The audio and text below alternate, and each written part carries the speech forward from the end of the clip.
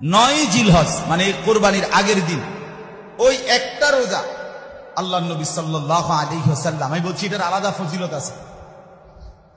প্রত্যেকটা রোজা এমনি 9টা রোজার হিসাব হলো 1 বছরের কি নেকি, রোজার সওয়াব।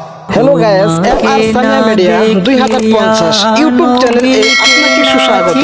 কিন্তু শুধু 9 তারিখের রোজা যেটা আরাফার রোজা, আল্লাহর নবী সাল্লাল্লাহু আলাইহি ওয়াসাল্লাম বলেন, একেবারে মুসলিম শরীফের হাদিস, নবীজি বলেন, সিয়ামু ইয়াউমি আরাফা আহতাসিবু আলাল্লাহ আন ইউকাফিরা আস-সানাতা আল্লাতী ক্বাবলাহু ওয়াস-সানাতা আল্লাতী বা'দাহু।